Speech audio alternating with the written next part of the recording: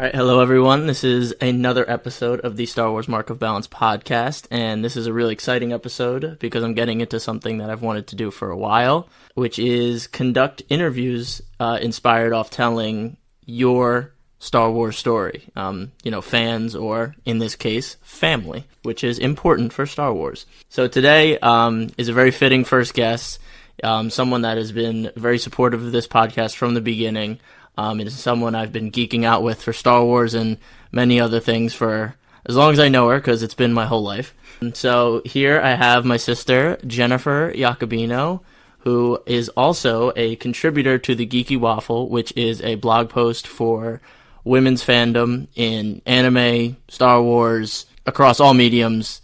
And yeah, I'll let her say hello. Hello, everyone. So great to meet you. So great to be here. I'm so excited for this. And if you hear anything in the background that sounds like dog, that would be my sister's dog, Lyra, who she picked up in a village in Malawi, Africa, because she was a Peace Corps volunteer for 2 years. So Lyra will be in the room during the recording, so if you hear any odd sounds, I promise it is a dog. So the basic premise of these interviews is to try and bring the fandom together in a way that I don't think a lot of people do nowadays, except for, the big platforms. And all of the great things that I've been hearing from all the supporters, everyone that's been reaching out to me telling me that they've really enjoyed, someone that they knew talking about Star Wars. I thought it'd be really cool to kind of give back and kind of hear everyone's own Star Wars story, kind of drawing off the spin-off movies and them having the title of a Star Wars story, and now I want to turn that to you guys, the listeners, your Star Wars story. To start, I guess I will just ask Jen, what is your earliest memory of Star Wars? So it's actually one of the first times I ever remember seeing a movie in general. Good. I remember, which it was actually a really fitting beginning, but I remember Saturday morning, my dad was like, Jen. My dad, too. Oh, right. Of course, naturally. This would be a really awkward time to tell you. Oh, boy. So, Dad was like, Jen, we're going to the movies. Okay, cool. Saturday mornings, that was kind of what me and my dad did if it wasn't basketball season or whatnot.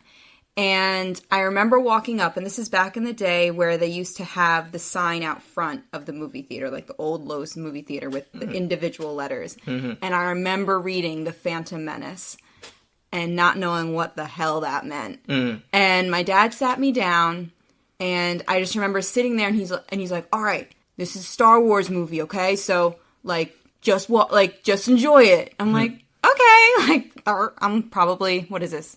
What did it come out, 1998? 99? Yeah. So I was 7. Mm. So, perfect age. I practically was the same age as Jake Lloyd, who plays little Anakin Skywalker. Mm.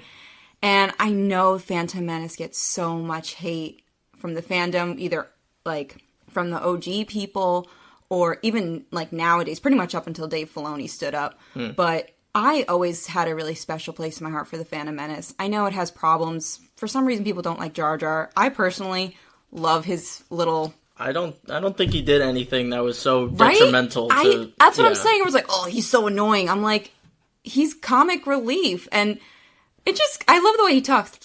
Little animal. People make fun of his voice, but I think they endearingly love it. But I know. And people that make fun of it. Yeah. I think people just love to hate things. But... So I remember watching that movie, and I didn't really know what was going on. I don't know what the Force is. I don't know what lightsabers are, Jedi are, whatever. But I just remember having a good time. I remember thinking pod racing was the coolest thing in the world. I thought it was awesome. I remember when we got a PlayStation and we had the first Star Wars Phantom Menace game. Yeah. I remember playing that and being completely unable to get past the Viceroy's the very first chapter. I couldn't get through. I don't remember getting by anything in that game. Yeah, I was not talented in that arena, but I do remember it. And for me, I felt like that was just a great experience, not just because it was one of the first, but I think there's a reason I remember it all these years later. My mom will tell me about movies she brought me to, and my dad will tell me, our mom will tell me. I have been adopted, everyone. I hope you've noticed that by now. They'll tell me they brought me to movies, and I believe him. I'm not saying I don't believe him, but I think it's poignant that I do specifically remember walking in and seeing the Phantom Menace. And I think Dave Filoni said it best, and there's a reason why that final battle is so epic and one of the most beloved lightsaber fights in not only the prequels, but I would say in the entire saga, is the Duel of the Fates. And I think people just were expecting to see Han Solo, and when they didn't see Han Solo, they were like, this is trash. But it wasn't trying to be Han Solo. He was trying to tell a completely different story. And I really do think it shaped a lot of how I view storytelling, how I view fandom, and just how I view Star Wars in general. So yeah, no, I think it's interesting that he didn't show you the original trilogy first, and I think it's actually cool that your first experience with Star Wars, like mine, was the prequels. Yeah, I mean, I think that's a cool way to see Star Wars, for sure. I didn't know anything about Star Wars the entire first prequel run. I saw Clone Wars in theaters with my dad. I remember trying to get my best friend Paige to come see Revenge of the Sith with me. Paige would never. She would never. And I remember her saying, she goes, well, is it funny? I said, they tell jokes. Not the kind of funny you would want. No. But I remember I remember wanting to see Revenge of the Sith. I remember us going, me and Dad. That's the first one I remember. Yeah, I think that was I think that's when I actually started collecting. My ticket stubs was for Revenge of the Sith. It's probably somewhere in my room now in my box. But yeah, I didn't actually end up seeing the OG trilogy until college when I found I found A New Hope on a VHS at like a yard sale or something. And I was like, oh yeah, there are other Star Wars movies. I was like, maybe I should see them. And I saw the original one. I was like, this is the original movie? Oh, okay. And then I remember watching Empire Strikes Back and Return of the Jedi. And I still think that Return of the Jedi is my favorite. I know. Same. Yep. I feel like everyone says Empire is the best of them all. I'm not saying it's not, but I genuinely came from it because I had the prequels. The Empire twist was spoiled for me because I did know who Anakin was. True. So I didn't get the twist of not knowing, but... Right. So now I'll move on to obviously you guys can see we can ramble on for a long time about Star Wars. So I'll move on to the next thing would be, what is your, maybe not your favorite Star Wars memory, but the one that sticks out the most for you? Well, I gotta go with my girl, Ahsoka. Being a girl, obviously, I view the world through that particular lens. Right. And watching Star Wars and the prequels, watching Harry Potter, watching all of these fandoms that I truly love, it's always like a whole cast of male characters and then like the girl. Not girls, the girl. And that was something that was always... it never really noticed and it never really bothered me until like other shows and other stuff started to have more females in. I was like, wait, why weren't there more females? So like I loved Leia like everyone. I loved Padme. I think I love Padme more than Leia sometimes because of her, especially because of her role in the Clone Wars show. Just seeing more depth of that aggressive character. Negotiations. Yeah. Dude, she has one of the best lines in the whole saga. The from Revenge of the Sith, this is how liberty dies. Yeah. With thunderous applause. Like, oh my god. Like, girl. Anyway, but when I would see the original trilogy and I found out she was Force sensitive, I was like, oh man. Like, I was watching the last episode, like, trying to be like, oh yeah, we're gonna watch her get a lightsaber and she's gonna be a Jedi. And no. No. Nope. Same thing with the entire prequel trilogy. Padme was given a gun in the first movie and she fired it a couple times, and the same thing with Attack of the Clones a couple times. And I remember being like, okay. now that I think about it, the Jedi Council, I mean, the main council members were males. Like, Aayla Secura and Luminara were kind of background in the Jedi Council. I mean, the only time Aayla was shown was when she got gunned down. Yeah. So. Well, I don't think they were part of the council, because I think council members have to wear the robes. I believe Luminara is, but I'd have to check, but I definitely... She might be a master, but that doesn't mean she's on the council. Yaddle, the girl version of Yoda, is on the council.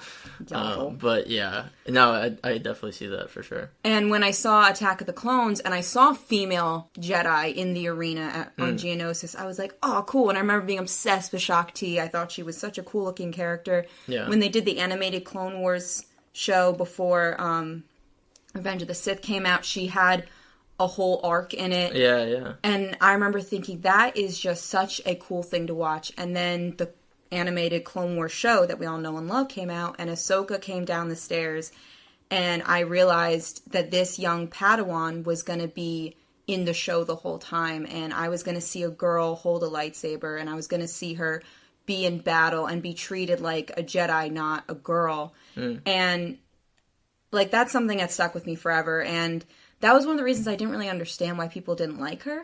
I thought she was incredibly endearing character. She, like, you really expect her to come off the steps and be like, oh, wise, and I understand, master. Like, no, she's gonna be a brat. Anakin's a brat. Obi-Wan's a brat. Everyone's a brat when they're a Padawan. Luke was a brat. Luke was a brat. Like, if you don't start out a brat, how can you ever become, like, the god level that all these characters become? Like, you have to start somewhere. So I don't understand this no patience thing with her, and just watching other people fall in love with her and watching her growth as a character, and literally span now almost every single touch in every single part of this universe now. Just like, that is the thing that impacts me the most, is that she was the focal point of the Clone Wars. Like, she was the show. She was the heart of the show. And I'm just always so grateful that George Lucas did that. And I remember reading an interview, or listening to an interview, where he was creating the character for Ahsoka. And he was talking with Dave Filoni, and obviously Dave Filoni's always sketching and thinking about it. And George was like, I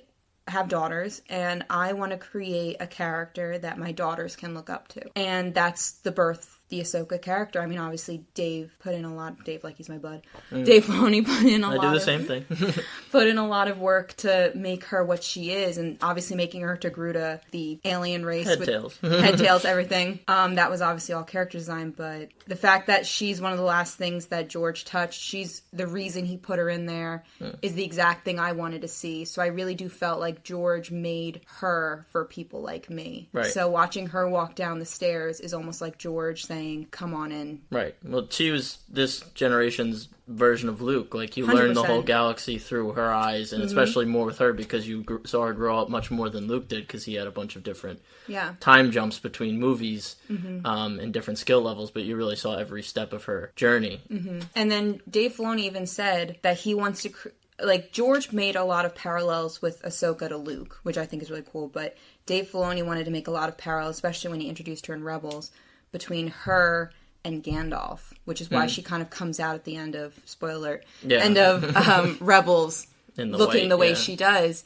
But that's also how I always interpreted her montrails, her head tails, whatever you want to call them. When she's very young, it's like short, and it's like a little girl haircut, for lack of a better term. And the decorations and that she uses for them change as things happen to her. Like, originally it's something from her home planet. Then Teeth, I think. Yeah. And then it's something a little more battle ready when she leaves kind of her identity behind and she goes back in for season 7. And then obviously changes again when she finds like the Jedi wear or whatever. Yeah. But as she gets older, her montrails, and they get longer and bigger and more pronounced, and it really highlights her crown. It's like the equivalent of her long gray beard. Like, she is this wise old sage that just kind of embodies the Force after her show is over. And I really do think she became much bigger than they ever thought she could be. Oh, for sure. Yeah. And then I definitely think the montrails kind of draws off what the Padawans do, is like, you know, when Obi-Wan was a Padawan, his hair was super short on the side, and he had the little tail thing, and then when that gets cut off, you grow your hair out. And then the same thing with Anakin, he had super short hair in Attack of the Clones, and then in Revenge of the Sith, he has the long hair. So I definitely think, they were kind of drawing off the tails and then, human hair, because she's an alien, but I never saw her as an alien, and I think that just comes off because of her character arcs. She never came off as like a different species. She just felt human. We're definitely going to do an episode on Ahsoka eventually, so I don't want to... Yeah, sorry. I don't want to get too far into this Ahsoka Cut thing. off as much as you need to. And then, I guess another point of that question was maybe not favorite moment in Star Wars, but favorite moment that you've experienced as a Star Wars fan. You know, instead of a movie theater experience, you know, you have Star Wars weekends, you have Celebration. Oh, just like the you know, entire in your life, spectrum. In your life, what was that moment probably? Oh, God. I mean, most of the Star Wars stuff we've pretty much done together. Right. Okay, honestly, don't get teary-eyed on me. I'm going to say this right now. Teary-eyed? Uh-oh. Yep, here it comes. First interview, getting serious. It's gonna be heartfelt. So, while I was serving in the Peace Corps, I was living in a very rural village. I think there was one spot in my house, which was like the corner of my bed, and I was able to get 2G. And I know that... Wi-Fi. 2G Wi-Fi? 2G data. Oh, okay. Oh, 2 gigs of data. Okay. Yeah. And then, like, maybe 30 minutes away from my house, I found my 3G spot. Otherwise, I had to go 2 hours into the capital city to get Wi-Fi. So, obviously, getting the latest and greatest Star Wars content in the midst of 2017, 2018, and I wrapped my service in 2019, that was a pretty big, boisterous time for Star Wars. Yeah, a lot of stuff came out. Yeah, what was that? 2017 was... I left in June, so I missed... So 2017 would be Rogue One, and then Last Jedi, and then Solo, I think, is those three. Yeah, and then... probably Rebels in there somewhere. Yeah, the last season of Rebels. Okay. So... one of the things I remember, like, jokingly talking about is, man, I'm gonna miss so much Star Wars stuff. Because I'm in Malawi. And I missed Celebration again with you. And I just remember when sorry, Disney, pirated The Last Jedi and the last season of Rebels and Solo. Pretty much all the Star Wars content I missed. And she was making the world a better place, Disney. Don't come after her. I'll send you the money if you really want it. But... you don't need it. And I remember watching it and, like, being able to watch an episode and, like, text you about it. And it just felt like maybe I'm not so far away because I still have this very important, like, this really strong connection with something that was important to me in my old life. But the biggest moment was when I watched The Last Jedi, and I remember I saved my money, I collected my data so I could make a phone call to my brother to talk about The Last Jedi, and it was like 3 a.m. because it was like for you. For me. For you. For like a 6-hour time difference. And Mark likes The Last Jedi. I think it's okay, but that's his discussion to have. But just being able to call my brother and talk about The Last Jedi, whether it was good, bad, or in the middle, that's probably something I'll remember for the rest of my life. Like, just sitting in, like, the dark corner of my room, like, trying to make sure the signal is right. Because I needed to talk about Star Wars with my brother in that moment. Just some normalcy, yeah. Yeah. No, I know. That's, like, the crazy thing when you were in Malawi and we would talk about Star Wars. It never felt like you were too far away because, like, somehow you always had enough service or something on WhatsApp. Somehow. Please. You don't want to know what I did to have somehow. Neither do my viewers. Listeners, sorry. Yeah, no, I always remember I always got texts back, like, pretty, you know... I would say reasonable amount of time. Reasonable amount of time, yeah. Not anything, like, excessive, like, a day later or anything. So, yeah, it always felt normal because, like I said, you've always been someone I've been able to geek out with Star Wars-wise. I have, you know, very close friends that talk about Star Wars, but I think you're the one that really gets the full effect of Star Wars and all the nuances. So, yeah, it was important for me, too, to hear, you know, kind of a soundboard of Star Wars content. And, yeah, somehow you were able to keep up with it just as much as I did. But let me tell you, there is nothing more lonely than, spoiler alert, crying over a certain wonderful character's departure from this world during the most, like, in the middle of a computer lab around a bunch of people who don't give a crap about Star Wars, and you're just like, you have no idea how important this moment is. And, like, the screen went white. Right. Whew. Yeah. Whew. Yeah, that was a good one. I just had to make sure we were on the same page of who we were talking about. But yes, I don't want to spoil that one, but yes, that's why I said certain. It was a very a very impactful thing. Yeah, I will talk about Rebels one day.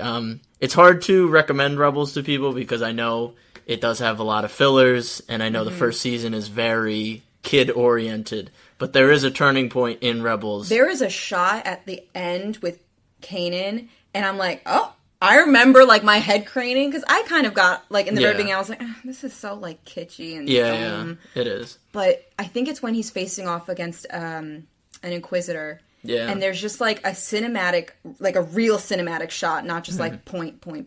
Yeah. And I'm just like, this is getting artsy. Yeah, I would say Rebels from the end of season 1 on is, very good. And there are some moments in Rebels that can live up to the movie's level of skill and season 7 level of Clone Wars for sure. I'm sorry, can we talk about that moment after we watched the season 2 finale? We're not going to say what happens. We're not going to say what happens, but yeah. But I remember you and me were sitting on the couch watching the episode where we DVR'd it or whatever, so we're skipping through the commercials. There's literally 10 minutes left in this episode. And I remember you specifically saying, all right, well, what else can happen in 10 minutes? And about everything can happen in 10 minutes.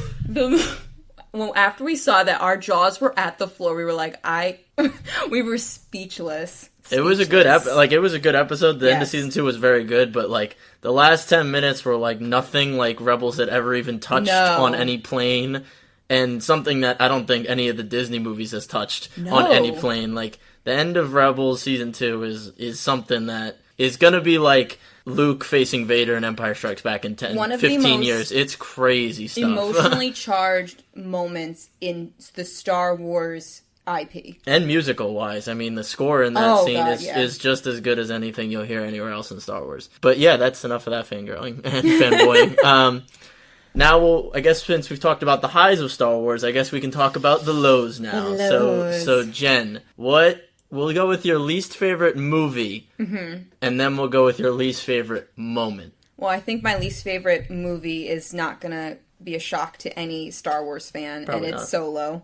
Okay, yeah. I, unfortunately, came back from Malawi. I was sick, and I had to come back to the United States, and when they let me leave the hospital, and I was still in that interim spot where they were trying to get me back to my service, I was like, well, Solo's in his last weekend in the theater, so can I go and see that? And they were just like, oh, yeah, sure, just, be back. And I was like, okay.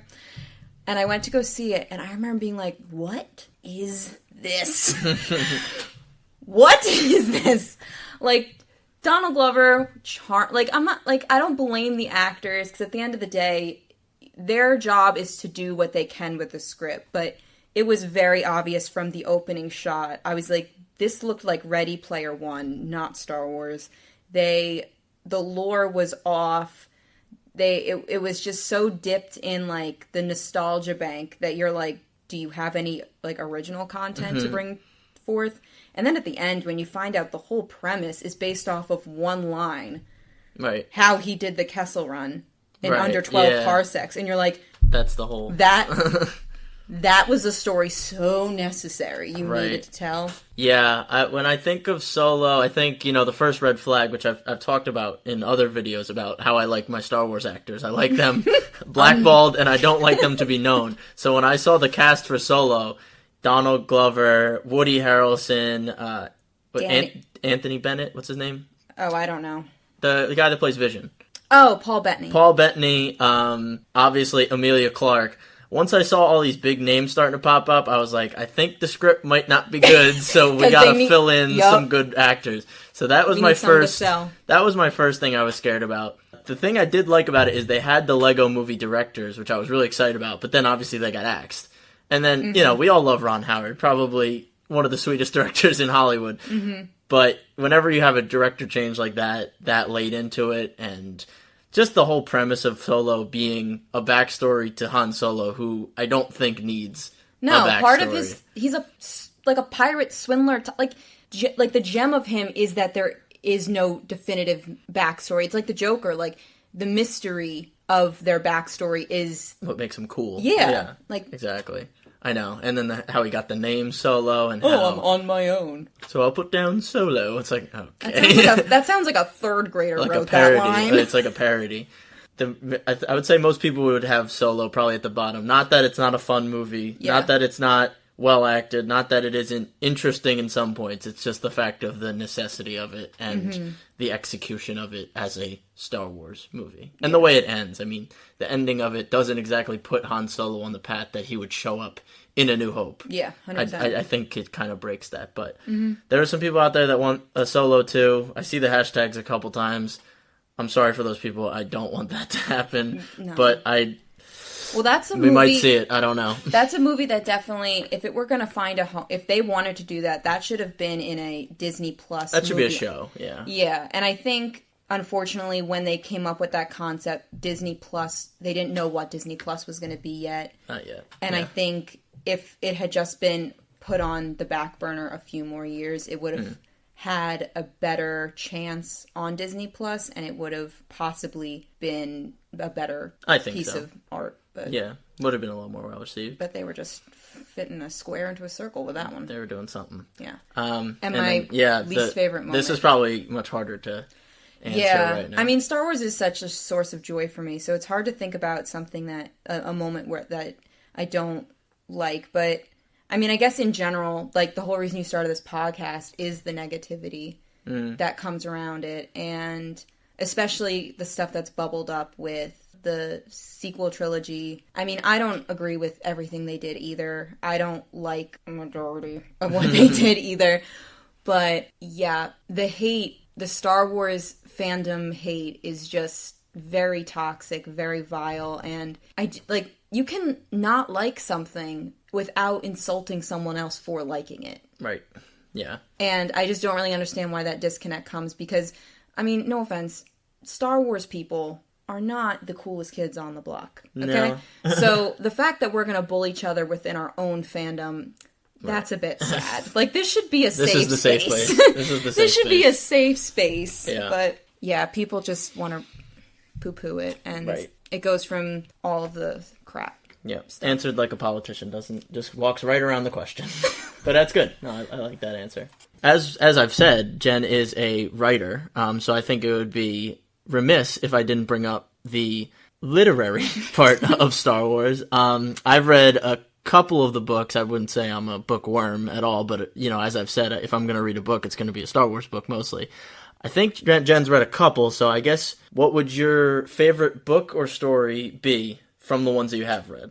Yeah, I've read a couple books. I actually read a couple of the comic books I forgot to mention. Oh. The Darth Vader comics. I still haven't gotten into the comics, unfortunately. It's more of the stuff between 3 and 4. But anywho, my favorite book by far, Star Wars book that I've read by far, even though I love Ahsoka, and it's a great story, talks about how she gets her white lightsabers. Yep. I love the novel Lost Stars. Claudia Gray is Dave Filoni of the authors of Star Wars. 100%. Claudia Gray gets it.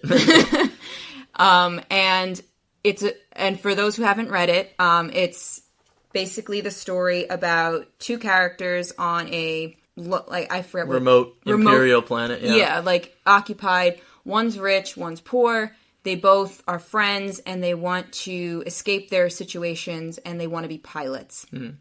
And being part of a imperialized colony, they join the Imperial Pilot Academy. Yeah.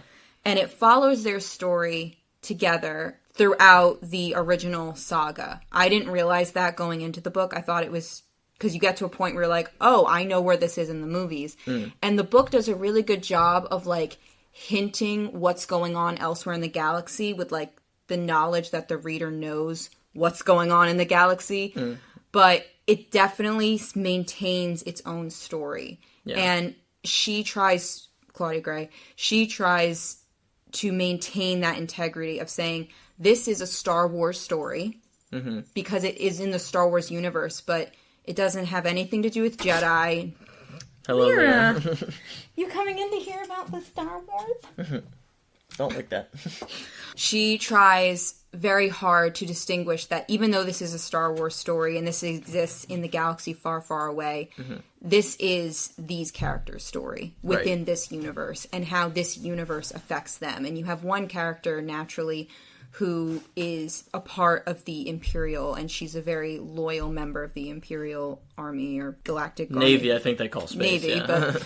And you see kind of the brainwashing that they do to these people, and you kind of get a backdoor on that. And they're no longer these, kind of like what they did with Finn, they're no longer these faceless people. They are conquered planets. I think one like side character was on the Death Star from Alderaan when it gets blown up, and he genuinely says they shouldn't have gone against the Imperial rule. And I'm like, they just blew up everyone you love. Right. And you're still on their side. And I think that just showed, and I think that's played true to what George was trying to do in the prequels. Yes, there is this mysticism with the Jedi and the Force, and there's so many interesting things going on in that part of the story, but he created a universe, and that universe has people and planets and politics and cultures and points of view. And I think she is an example, Claudia Gray, is an example of a writer who understands that to write a Star Wars story means to understand the original context,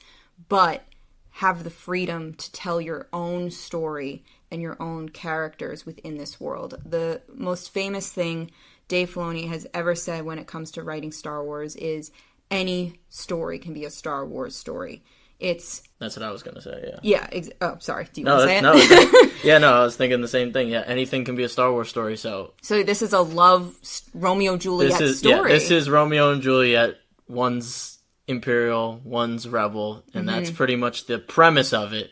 But like any good Star Wars story, it tells its own thing without being locked to the movies. It draws that there is a Death Star, there is bad things going on, but it's really about the people and how they react to it. And I think the book does a good thing, which I think all Star Wars books should be, is Star Wars books shouldn't be homework for your movies. Yes. They should be recontextualizing the same things that are going on in the galaxy 100%. With different characters and different perspectives. And that's one of my scary issues with the new High Republic and how they're releasing it in phases, and how the authors are like on Twitter like, oh, you gotta pre-order the books now. It's like, this is not a marketing thing. The books should, in this case, since they are reintroducing a galaxy here, the books shouldn't be overwhelming. They should be, just part of the IP. It just should be a part of it, and they should, add context to movies. They shouldn't be necessary. Necessary before you go and see the movie. So that's the only thing I'm a little hesitant about with the High Republic, is that they're going to start this whole journey with it, and you have the Acolyte, which will be taking place in the High Republic. So I just want to make sure that they don't overdo it. And So, and then also when they almost rewrite the movies in the novel version. Oh, the novelization of the Rise of Skywalker. Oh my gosh, I'm seeing snippets of it all over Twitter, and it is some of the worst things I've ever heard. I can't even believe they're real. Because they recontextualize the exposition, because you can't change the dialogue. Yeah. You can add dialogue, but you can't change it because it is the story. But they manipulate the exposition so that it matches the current preferred theory. Yeah. Well, the worst thing I ever saw was when they said that Palpatine, this is in the novelization of The Rise of Skywalker, they said Palpatine knew that Vader was going to turn on him, so he had already started to move his consciousness out of his body. So at the end of Return of the Jedi, as if that movie wasn't more complicated and complex. like as a Star Wars fan, I have no idea how there are some Twitter warriors that saw that and said, "Yeah, this was a good decision. This is good. Let's make Darth Vader's redemption just so undercut by this, that the fact that Palpatine knew it was coming, and him being thrown down the shaft, why would he even scream? Because he just knew, I'm fine, even if I fall down. This is all part of the plan. The point of Palpatine is, even though he is this mastermind, even though he was able to puppet master an entire galaxy into a war and take over, he is overconfident, and that's what blinds him. I was gonna say he can't understand the true nature of love. Well, definitely that. He manipulated Anakin's fear. He manipulated Anakin's love for Padme and used his fear against him. And he tried to manipulate Luke's anger against his father. And the problem is that unfortunately, Luke loved his father more than he was angry at Palpatine, and that's just not something he accounted for. Yeah. And that's something he, as a character, will never understand. Ergo, why he shouldn't have a granddaughter, because I don't want to even know how that biologically happened. I don't know. And the fact that someone that is as smart as him, that would leave a loose end like that to the point where he would let his clones have, like, even me talking about it just sounds so stupid. Like, his clones having offspring, and I don't know. I'm not getting into that. Considering he completely manipulated a galaxy into creating a clone army, you'd think he'd have a little bit better handle on clones. Yeah, that's true. Yeah, so the books are great. The books are great. It's just pick the right ones. Lost Stars is the best one you could start out with, because 100%. It's a lot. It's like 500 pages, but I read it no problem. And like I said, I'm not a reader. It's a very I listened to most of it on audiobook. Or you can listen to it on audiobook. They play Star Wars music during sad parts of the book in the audiobook. Yeah, so I'm just saying, all the feels. Yeah. Personal recommendation. Adds another layer to it. Yeah. So if you were interested in getting into Star Wars books, I would, I know a lot of people like the EU and those older books that now are in canon. What's her name? Mara Jade. All those. Yeah, all those. But if you wanted to get into the books that are canon, there are a lot of good ones. You can't go wrong with Claudia Gray at all. She totally understands Star Wars. Who does the Thrawn books? Timothy Zahn. Yeah. Those are good too. He did the OG books, and then they brought him in to do these. Yeah, that was good that they did. The Thrawn trilogy, the original trilogy, is really good. There are some really cool, like, flips on what you would normally think the Empire thinks, and he brings, like, a new perspective to it, and that's really cool too. So, proceed with caution with Disney and their books, but Claudia Gray and the Thrawn ones are safe bets.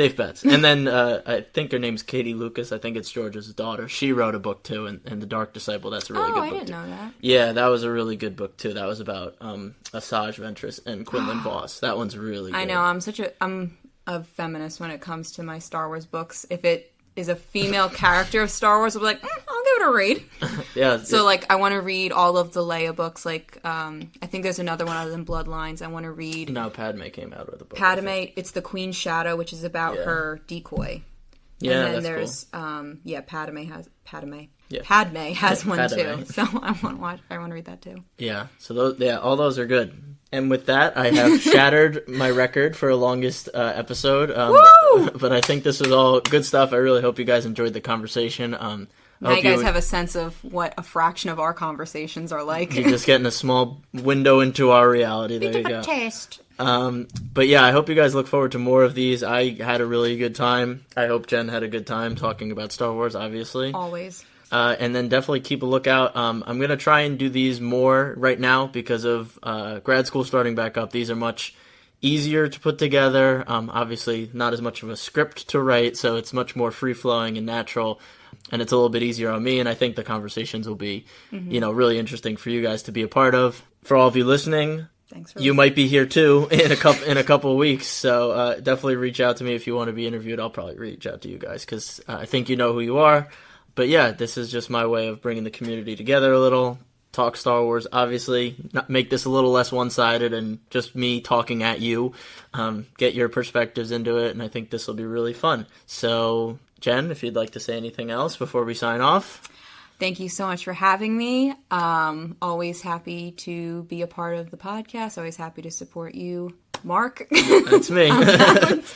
And Ahsoka lives. Yeah, there we go. Okay, thank you guys so much for listening. Stay healthy, and may the Force be with you.